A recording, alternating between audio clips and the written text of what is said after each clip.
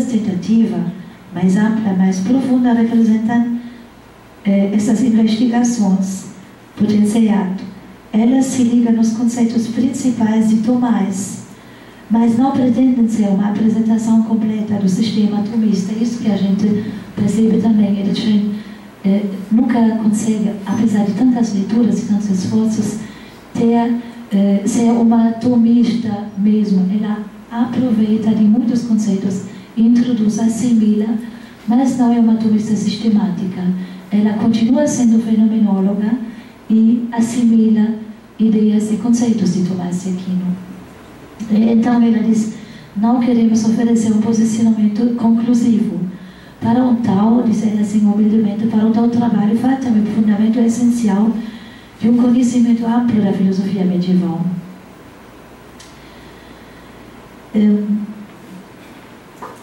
Esta obra, o pequeno tratado de Essência, que nós já mencionamos, o jovem Tomás de Aquino escreveu para os seus irmãos e companheiros e está voltado inteiramente para a noção de essência, os seus recursos de inteligibilidade nos moldes de Avicena. Obviamente, isso que é muito interessante para um fenomenólogo, entender as essências além das essências fenomenológicas, ou possivelmente ancorar as essências fenomenológicas numa metafísica do ser, que ela faz no ser finito e ser eterno. Em algumas passagens bastante complicadas e complexas. Mas este conceito de essência torna-se a ponte para trazer ao mundo conceitual do tomismo nascente, do 1252, 56, para a modernidade. Graças à sua excepcional sensibilidade filológica e histórica, ele também era uma estudiosa do idioma, dos idiomas, uma filóloga mesmo. Ela conseguiu fazer uma leitura dos escritos de Hereditário um tanto pouco ortodoxa. Ela acaba optando por uma leitura histórico-crítica de Tomás de Aquino e sempre permaneceu distante e até desconfiada de qualquer forma de tomismo dogmático. Tomismo dogmático que naquela época tornou-se muitas vezes um baluarte antimodernista, nós chamamos das querelas modernistas e antimodernistas. Então, Tomás de Aquino foi interpretado como um sistema fechado, como o Francesco falou ontem, a fé, catolicismo, tomismo, como se fosse algo para ser utilizado como escudo, e não algo como um caminho a percorrer. Edstein exatamente utiliza o tomismo como um caminho a percorrer, uma filosofia com a qual dialogar.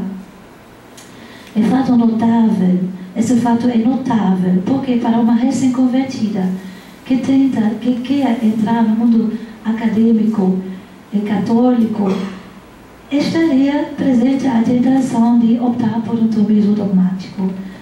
Mas não. Ela quer, obviamente, fundamentar intelectualmente a fé, mas ela nunca aceitou que devia haver necessariamente uma contradição intrínseca entre a filosofia moderna e o tomismo. Ao contrário, a ideia de uma filosofia perenes o levou a tentar harmonizar as duas ao máximo e afirmar a possibilidade de encontro dessas duas abordagens, aparentemente, para muitos, inconciliáveis, pelo menos muito diferentes.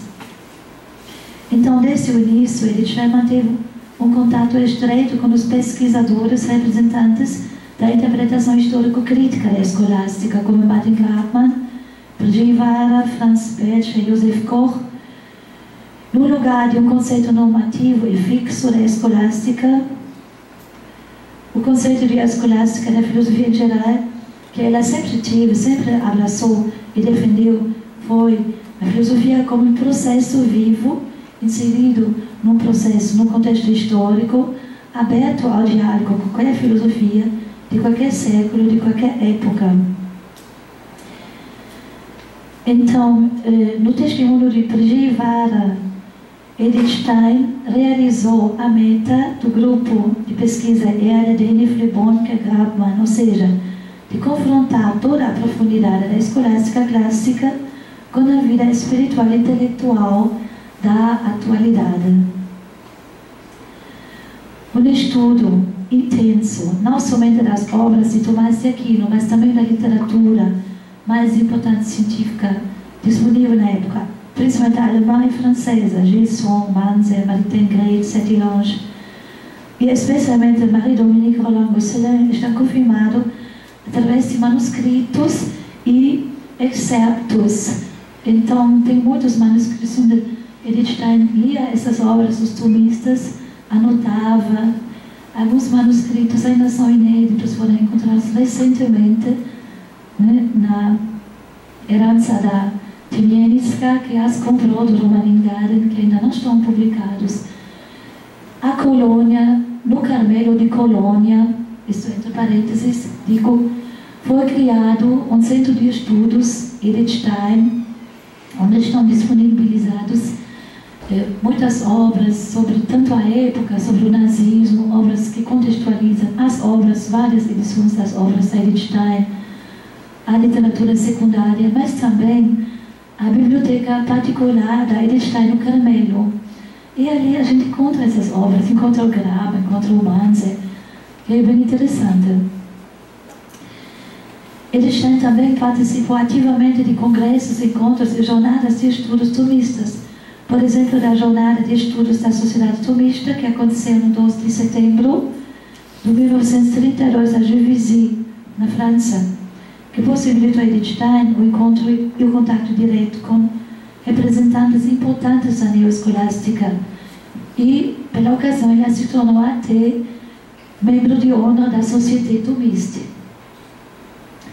Tornou-se interlocutora especialmente de Jacques Maritain, no que diz respeito à filosofia cristã. Quais temas do tomismo, então, Edith Stein achou especialmente interessantes? Vindo da fenomenologia, inicialmente estava interessada mais em questões psicológicas e de gnosiologia. Obviamente, como é possível o conhecimento? Como funciona a mente humana? São as questões principais. Como é possível comunicar o conhecimento? Receber o conhecimento, receber ideias de uma outra pessoa, compreender uma outra pessoa. O primeiro estudo da Edith Stein foi sobre empatia, ou seja, o conhecimento dos estados mentais e emocionais de outras pessoas. Então, as primeiras questões eram questões de tipo gnosiológicas e psicológicas.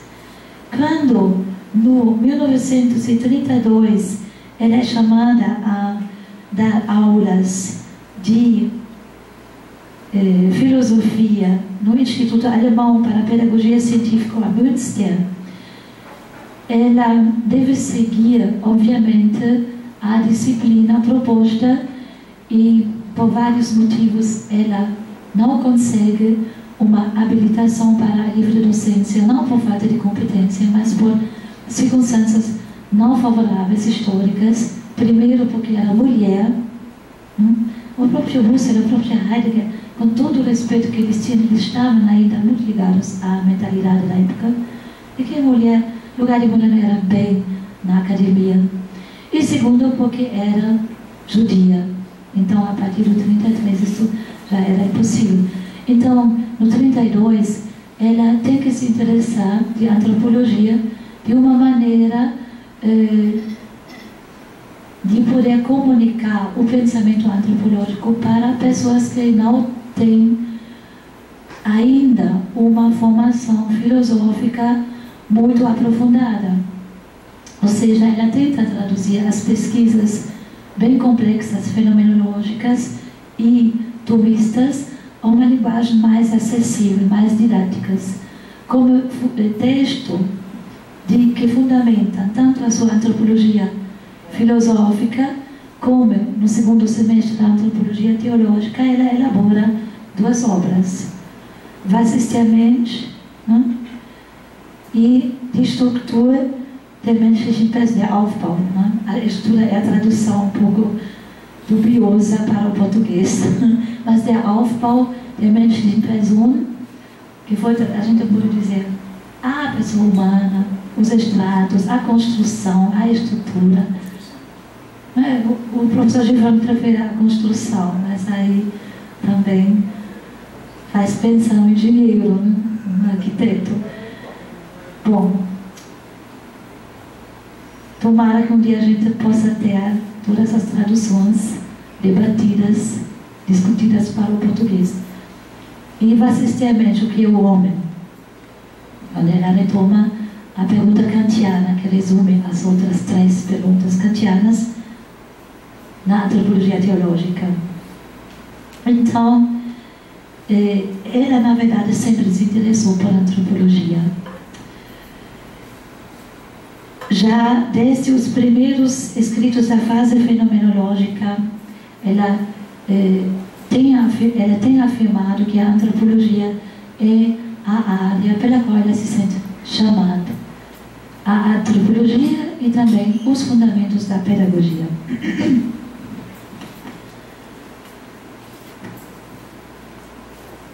Uma grande decisão, uma outra grande decisão na vida de Edith Stein, como sabemos, é sem dúvida a decisão, no 1933, de entrar no Carmelo de Colônia.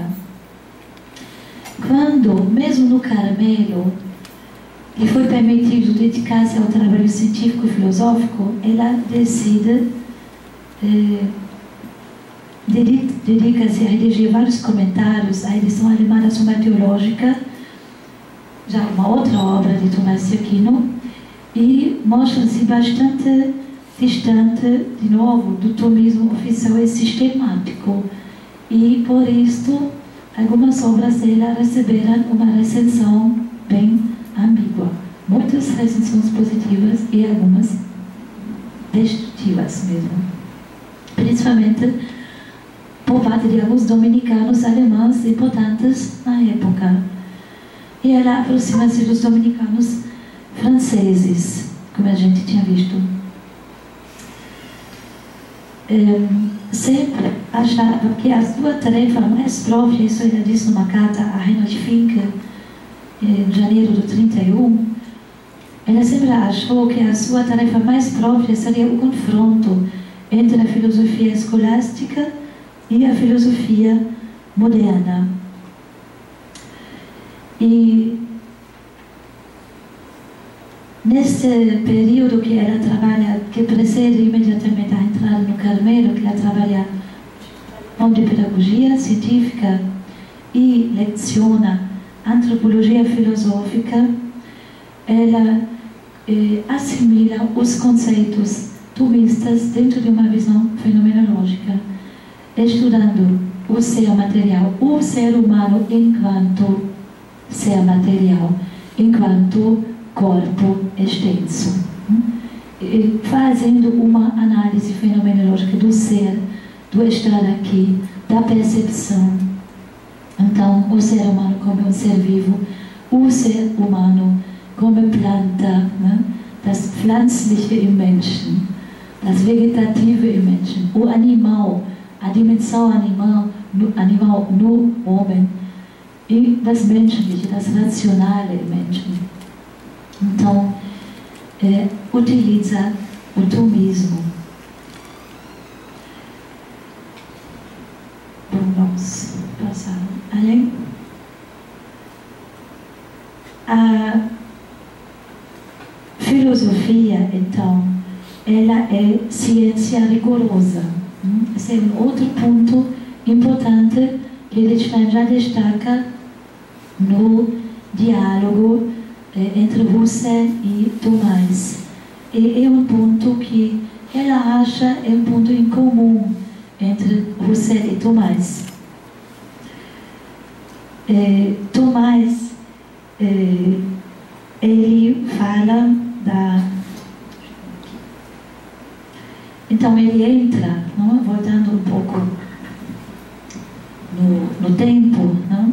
1929, na ficção de Edith Stein, ele entra com hábito religioso, com um manto preto, hábito branco, no quarto do mestre, que a princípio é feliz de poder estar sozinho depois de um dia de festas, de recebimento de visitas. Husserl, primeiro, quer confundi-lo com um aluno ou ex-aluno. Será que eu tinha algum dominicano entre os meus alunos, diz Husserl. Mas Thomas diz, não, nunca sentei aos seus pés. Na palavra da Edith, Tomás vale um pouco mais do que Husserl. A gente percebe isto. O tomismo tem mais conteúdo. É uma minha interpretação. Mas nós podemos não perceber uma leve ironia nesta expressão de Tomás: eu nunca sentei aos seus pés, Senhor Husserl. Nunca fui um seu discípulo. Aliás, você que foi meu discípulo sem saber, através de Brentano. O Senhor, né, nos seus escritos, já exclamaram que esta é uma nova escolástica. De fato, quando Husserl escreveu, publicou as investigações lógicas, alguns disseram, mas isto é uma nova escolástica. Ele quer superar Descartes e Kant e Hegel. Ele quer superar a antimetafísica. Ele quer chegar a um conhecimento seguro, certo. Então, diz Tomás, eu gostaria de esclarecer um pouco sobre o que é a sua filosofia de Tomás e confrontá-la com a filosofia de Husserl. Então, como primeiro ponto, a filosofia como ciência rigorosa. O que é isto? A filosofia é ciência. Pelo que hoje se estuda por aí, no mundo inteiro, nas escolas, no ensino médio, filosofia não é ciência. É alguma coisa para dialogar, para falar, para pensar o que você quer, mas ciência não é. Esta é uma posição que vem da Revolução Científica, que identifica a ciência com o conhecimento de tipo matemático, físico, com a possibilidade da experimentação. Então, devemos fazer essas observações. A partir do século XVII, a situação da filosofia mudou profundamente a partir da Revolução Científica. A filosofia precisava de uma legitimação da existência diante das ciências. Se as ciências já conseguem abordar e estudar tudo, para que serve a filosofia? E os sistemas filosóficos criados nos últimos 2 séculos são uma consequência direta do esforço de conciliar a herança da metafísica, cada vez mais fraca, cada vez morrendo mais, numa agonia de séculos. Nós vimos a metafísica terminando, e a possibilidade, o esforço de conciliar essa herança, salvar o que pode ser salvado da metafísica com o espírito da nova ciência, da ciência moderna. John Dewey falou da necessidade de uma própria reconstrução da própria filosofia. E Husserl, ele identificou a fenomenologia com o projeto de uma nova definição da essência e da tarefa da filosofia, em relação com a constituição das novas realidades científico-positivas, pois as novas ciências ocuparam gradualmente áreas cada vez mais vastas e questões que em outros tempos pertenceram já à filosofia, já tinham pertencido à filosofia. Sabemos que antigamente a filosofia abraçava tudo, o conhecimento inteiro. Aristóteles tem uma obra chamada Física. A física da época era uma parte da filosofia. Aristóteles tem uma obra chamada Sobre a Alma. A psicologia da época era uma parte da filosofia. E assim vai. A sociologia, a política, Tudo era uma parte da filosofia. E agora que nasceram tantas ciências, qual seria a justificativa da filosofia? Era inevitável a pergunta do que restava para a filosofia, então. Enquanto a matemática e as ciências conseguem abordar, a partir da revolução científica, conseguem abordar a realidade, enquanto a matemática é considerada a única forma e a única linguagem científica, a única ciência capaz de oferecer perfeição, completude sistemática, capaz de abraçar todas as questões possíveis e soluções possíveis. Para Husserl, a matemática é a ciência representativa e emblemática do universo científico, diante da filosofia. Porém, a matemática e os cientistas em geral são deficientes, apesar das competências técnicas, quanto à compreensão última da essência da própria teoria como tal, das leis, dos conceitos que a determinam e, mais ainda, da própria realidade, como você mostra muito bem na crise das ciências europeias. Se as ciências europeias são fins a si mesmo e se fecham no próprio horizonte cognitivo, eles não vão ser capazes de dar as razões da própria existência e de responder às perguntas sobre o porquê e sobre o sentido da própria abordagem. De tal modo, você recupera a função da filosofia, reconhecendo que cabe a ela a compreensão do sentido da essência das operações realizadas pelas ciências particulares. Somente a integração e a cooperação harmoniosa de ciências e filosofia garantem a plenitude da compreensão teórica. A tarefa da filosofia, segundo Husserl, emerge então como uma crítica do conhecimento, que deve levar a uma clareza e solidez acerca dos fundamentos dos atos cognitivos, indo além da dúvida e da incerteza que costumam acompanhar a atitude natural da mente e da inteligência humana nas ciências. Nas meditações cartesianas, que já é uma obra da maturidade de Husserl, ele fundamenta a consciência na fundamentação última da consciência como pressuposto absoluto de qualquer forma de conhecimento.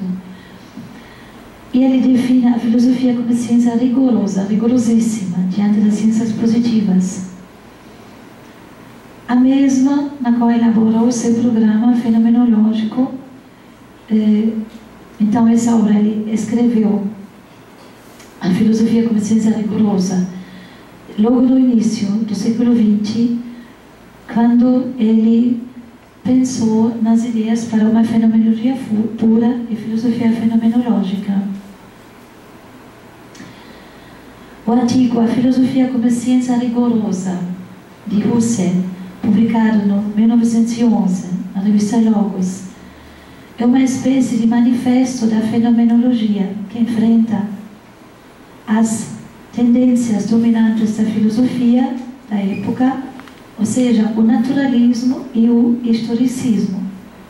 O naturalismo, os dois são reducionismos que renunciam a uma leitura mais completa da realidade, a favor de leituras parciais, e critica essas linhas como adversárias,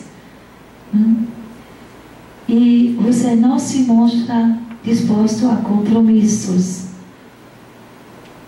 Na crise das ciências europeias, ele faz uma crítica epocal do significado simbólico da Europa como portadora do princípio da razão científica, como ideia guia da história ocidental inteira.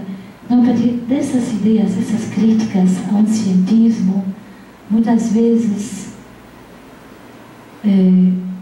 até prejudicial, de certa maneira, apesar de trazer muitos benefícios, mas prejudicial para a dimensão humana da existência. Vamos lembrar as catástrofes do século XX, catástrofes humanas, as guerras.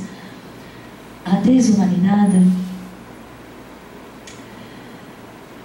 ele tenta abrir novos campos, e essa ideia fascinou a Edith Stein, obviamente, e ela acredita que quem poderia realmente dar, do ponto de vista filosófico, essas respostas poderia ser Tomás de Aquino, mas que é necessário ir além da razão científica, sem dúvida.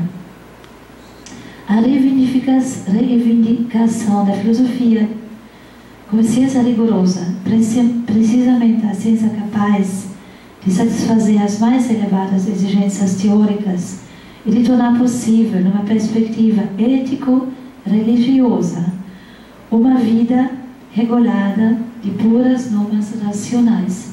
Essas são as palavras de Husserl, no pequeno artigo A Filosofia como Ciência Rigorosa. Nos fazem pensar algo que é incompatível com o tomismo. Então, a exigência primordial da fenomenologia, ver com os próprios olhos, fazer epoquê dos preconceitos, dos prejuízos, não alterar com prejuízos aquilo que foi feito. Isso exige um esforço, uma honestidade intelectual diária. E Husserl, que toma posição, mais uma vez, contra o psicologismo, ou seja, que este psicologismo é a assunção da psicologia experimental como ciência do fundamento, como fundamento de todas as outras ciências, que na época o grande entusiasmo para a psicologia levou a isto. Nos diários de Husserl, fica bem claro já nos diários no 1906, que ele sente uma necessidade de procurar certeza e estabilidade, um novo ponto de partida. Então, do ponto de vista da biografia intelectual, das necessidades existenciais de Husserl, a genealogia do projeto fenomenológico é exatamente essa necessidade teórica, prática e moral, de poder contar com um fundamento de referência para o trabalho intelectual, para garantir clareza e solidez em claros und festes fundamentos. Pensando então a filosofia como fenomenologia, como a análise da consciência, e a consciência como a certeza última, além da qual não é possível avançar, você tenta confinar o ceticismo dentro dos seus limites.